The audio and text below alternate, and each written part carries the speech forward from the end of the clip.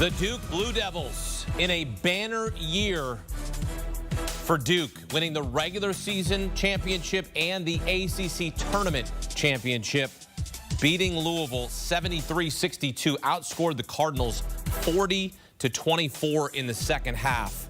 Cooper Flagg, ankle sprain, not playing. Malik Brown out with that dislocated shoulder. And Duke only allows 24 points in the second half. That's Louisville's fewest points in the second half this season. Jon Scheyer and his family, champions of the ACC, back here with Matt Norlander and Tim Doyle. I don't know if there was ever a question about if Duke could win the ACC title without Cooper Flagg. This team is just so good, even without him on the floor. Yeah, there wasn't a question if whether or not Duke could do it. It would be a matter of, all right, what route are they going to take to get there, and would they find enough resistance? You know, North Carolina gave them a real scare, and we had a little bit of drama there. Lane violation. What are you Lane doing? Violation. Who's to say which way it would have gone if that hadn't happened? But North Carolina lost, and then Louisville's been a really, really good team. Pat Kelsey's done a wonderful job, and you know, was able to hang with Duke for 75% of the game, and then ultimately, here's a little secret: Duke without Cooper Flagg is still one of the 5 best teams in the country. That's how loaded they are. That's how talented they are, and they get it done here. So comfortably cruising to a 1 seed. I suppose potentially, maybe, I guess, there's a little bit of what if.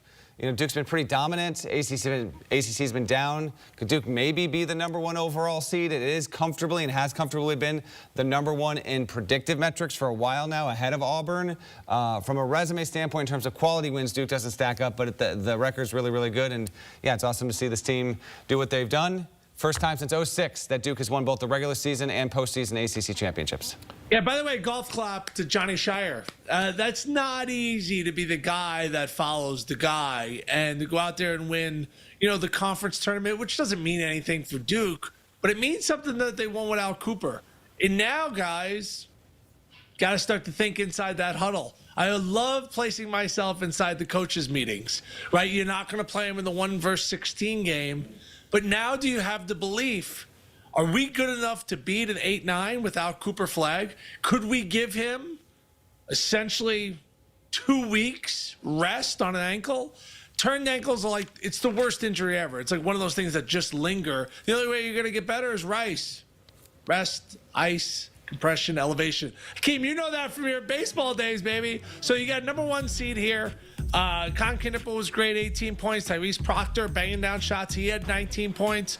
Sion James, the Tulane transfer, averaged 5 points a game as a freshman. He's playing his best basketball of his career.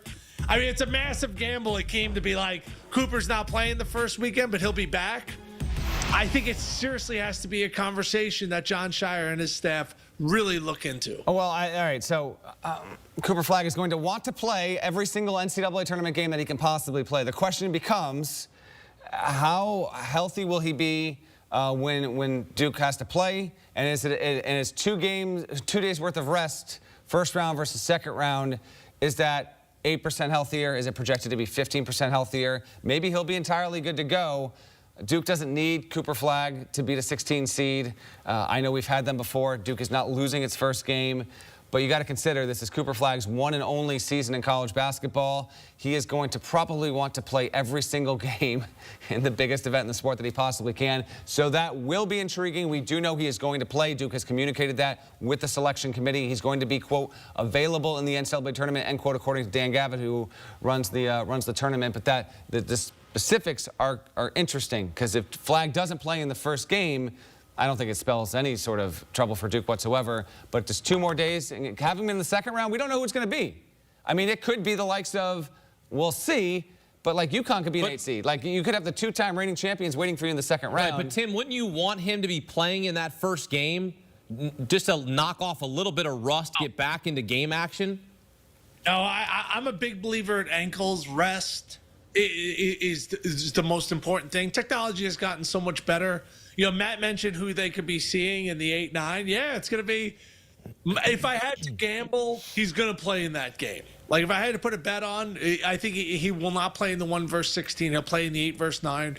Because the 8 and 9s, Gonzaga, Illinois, I'm just kind of throwing out some names that I saw at those lines. Yeah, those are pretty good teams. Like, you're going to be in an absolute dogfight if you're Duke, if you're a 1. So I think it's a fun conversation to have. I think a lot of people are going to be having it. I do think he is going to play in that 8-9 versus 1 matchup because Duke is going to end up getting a 1. The thing that makes this kid so compelling, and I believe he will be the face of the NBA, is what Matt said. His motor, his what he wants to be on the floor.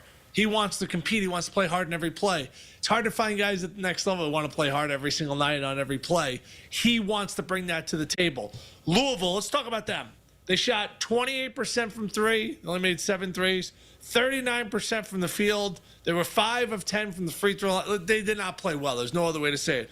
Terrence Edwards Jr. shot the ball 28 times. I thought that was a problem when I was watching them in this game. I thought they were at their best when they were sharing the basketball, but they did an outstanding job hiring Pat Kelsey. They've had an outstanding year. He brings a great energy to that city. This was a program that was down in the dumps. Yep. I mean, they were an embarrassment in college basketball, and he's brought them back to respectability, likability, and hats off to them. They had a fantastic year. Duke was just better in this game.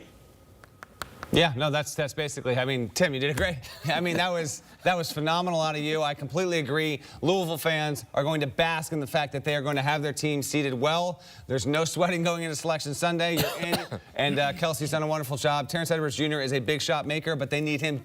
He doesn't need to be taking as many as he had in this game. A lot of that is Duke, which is a high-level defensive team as well. So good on the Cardinals. Big picture. Now we wait and see where they are slotted, where they are going for the first weekend of the NCAA tournament. Duke, though, playing as well as almost as anyone in the country. I'm going to stick to what I said earlier on CBS Sports HQ. No team is playing better in the country than Florida.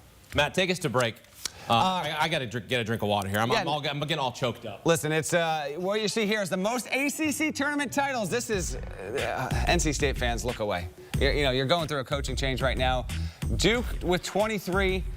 They are 2-3 tiers above the rest of the conference and now become one of many compelling stories heading into the ACC tournament. It's been incredible to see what Jon Scheyer has done in 3 years. He's the first ACC coach ever, by the way, to win 2 ACC tournament titles in his first 3 seasons on the job. When you need your sports news all the time, we've got breaking news to bring to you. CBS Sports HQ gives you a snapshot of all the sports that matter to you. Big news coming out of the NFL. A lot of movement in the rankings this week. With highlights. What a finish at the final round of play. And in-depth analysis. Can they three-peat? Tony Romo joins the conversation. What can you say about this game? When you need your sports in a snap, we're bringing you that breaking news right here on HQ. Find it on CBS Sports HQ. Streaming free anywhere you are.